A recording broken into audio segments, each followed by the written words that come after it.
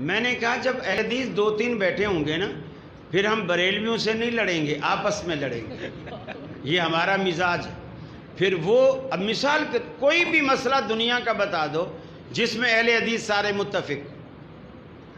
اب ایک بولے گا مثال کیا سوال آیا کہ جی نماز کے فرضوں قیام جو رکوع ہوتا ہے اس کے بعد جب بندہ سمع اللہ لمن حمدہ کہہ کر کھڑا ہوتا ہے تو ہاتھ باندھنے چاہیے یا چھوڑنے چاہیے؟ اب وہ اگر اہل حدیث باندھنے والا ہے تو وہ کہتا باندھنے چاہیے، میں بولتا 100% غلط ہے، ہاتھ چھوڑنے چاہیے۔ اب وہ بغلیں بجاتے اور ہم آپس میں مناظرہ کرتے، تو ان کا جو ہے مسئلہ وہ ہیں تقلیدی لوگ، جو امام کا مسئلہ وہ سب کا مسئلہ۔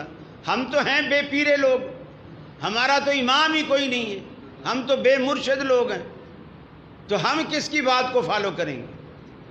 ہمارا تو بچہ بچہ مفتی ہے، ابھی پڑھے گا بعد میں فتویٰ پیدائشی طور پر دینا شروع کر دے گا۔ ہم تو مفتیوں کے بارے میں خود کفیل ہیں، کسی کی ضرورت ہی نہیں۔ اچھا کچھ لوگوں نے مجھے مشورہ دیا کہ جی آپ ایک عمر صدیق صاحب کو لے جائیں۔ اب ٹھیک ہے عمر صدیق صاحب کو میں لے جاؤں، لیکن اب عمر صدیق کے مسائل آپ خود دیکھ رہے ہیں کہ ان کے اہل حدیث اپنے بھی نہیں مان رہے تو دوسرے کیا مانیں گے؟ دوسرے کیا مانیں گے؟ اب مثال کے طور پر اب وہی بات صبر والی آ گئی۔ جس بندے میں اتنی بھی صبر نہیں ہے، اپنے علماء کے سامنے، اپنے اساتذہ کے سامنے، اپنے دینی ادارے کے اندر بخاری شریف بھی ٹیبل پہ رکھی ہوئی ہے اور جوتے سمیت جوتے پہنے ہوئے ٹیبل کے اوپر پاؤں رکھ دی۔ اگر یہ چیز وہ ٹی وی میں کرے گا نا ساری دنیا تھوکے گی، ساری دنیا، اور بے عزتی اس کی نہیں، بے عزتی پوری جماعت کی۔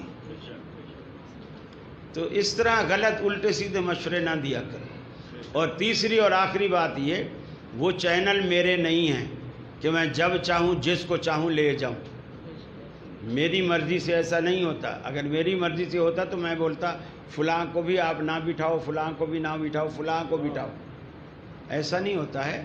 چینل بھی، ہاں آپ میں تپڑ ہے، آپ فیکٹریاں لگاتے ہو، آپ ایک چینل کھول لو، یہ بھی ایک فیکٹری ہے، کمرشل بنیادوں پر کھول لو، اس میں تبلیغ بھی ہوگی، پیسہ بھی آئے گا۔ تو آپ اپنا چینل کھول لو، پھر آپ جس کو چاہو بٹھاؤ، جس کو چاہو نہ بٹھاؤ۔